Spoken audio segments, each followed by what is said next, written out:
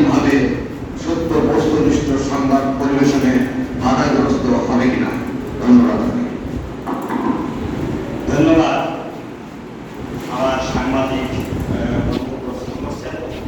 যে আপনি যেভাবে আহ্বান জানালেন তাতে জামাতে ইসলামী আগামীতে সরকার গঠন করবে, আমি এ কথা এখনই নিশ্চিত করে বলতে পারছি না। এটার ম্যান্ডেট তো জনগণের হবে। জনগণ যদি আমাদেরকে সেটা মনে করে তাহলে জামাতে ইসলামী তো কল্যাণ রাষ্ট্র গঠনের জন্য কথা বলেই আসছে। আমরা তখন সেটা বিবেচনা করব। আপনাদের মতামতকে আমরা সম্মান দেখাবো, জনগণের মতামতকে আমরা সম্মান দেখাবো। এরপরে জামাত ইসলামীর পক্ষ থেকে ঈশ্বরী এবং আগ্রহিয়ায় আমাকে যদি মনোনয়ন দেয়, আমি একটু বলেই দিই, 2018 সালে জামাত ইসলামী মনোনয়ন তো অন্যান্য দলের মতো মনোনয়ন দেওয়া হয় না। মনোনয়ন দেওয়া হয় আমাদের রুট লেভেলে, জনশক্তির মতামত কেন্দ্র এসে এখান থেকেই নিয়ে যান।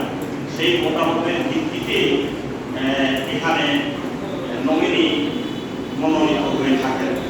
সেইভাবে 2018 সালে এখানে মতামতের ভিত্তিতে আমাকে এখানে মনোনয়ন দেওয়া হয়েছে এবং সেই মনোনয়ন এখনো বহাল আছে। কেন্দ্রের পক্ষ থেকে এই সবুজ সংকেত আমাকে জানানো হয়েছে। অতএব জামাত ইসলামী ঈশ্বরী এবং আগ্রহিয়াতে আগামী, আমি বলেছি যেদিনই হোক, 6 মাস পরে হোক, 9 মাস পরে হোক, 1 বছর পরে হোক, যখন অন্তর্বর্তীকালীন যৌক্তিক সময়ে নির্বাচন দিবে, জামাত ইসলামীর পক্ষ থেকে ঈশ্বরী এবং আগ্রহিয়ায় নির্বাচনে অংশগ্রহণ করা হবে ইনশাআল্লাহ। এবং সেখানে আপনাদের নগণ্য খাদিম হিসাবে অধ্যাপক আবু তালেব মণ্ডল আপনাদের সাথে থেকে আপনাদেরকে নিয়ে কাজ করবো ইনশাআল্লাহ। আর এরপর যদি সরকার গঠন হয় অথবা এখানে আপনি বিজয়ী হন, তাহলে সাংবাদিকরা যে কষ্টে ছিলেন সেই কষ্টে আবারও থাকবে কিনা এই আশঙ্কা বোধহয় বোধ করছেন। আমি নির্বিঘ্নে বলতে চাই এবং পরিষ্কার করতে চাই, আপনি যে দলের হন, যে মতের হন, আপনি আপনার লেখনের কলম স্বাচ্ছন্দ্যে আপনার মনের, আপনার অন্তরের অভিব্যক্তি প্রকাশ করার ব্যাপারে আমি আপনার ঈশ্বরদের সাংবাদিক বন্ধুদের বলতে চাই, নির্বিঘ্নে আপনার লিখবেন।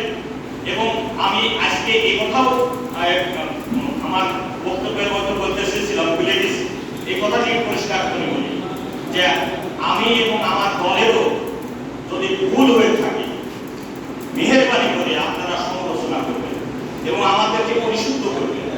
এবং এই জন্য আমরা গতকালকে সাংবাদিক সম্মেলনে আমাদের আমির জামাতও বলেছেন যে সাংবাদিক বন্ধুদের কাছে আমরা এই বিনীত আদেশ করতে চাই, আমাদের ভুল ত্রুটি ধরিয়ে দিয়ে আমাদেরকে পরিশুদ্ধ এবং সোজা পথে, সুন্দর পথে রাখার আপনারা ভূমিকা রাখবেন।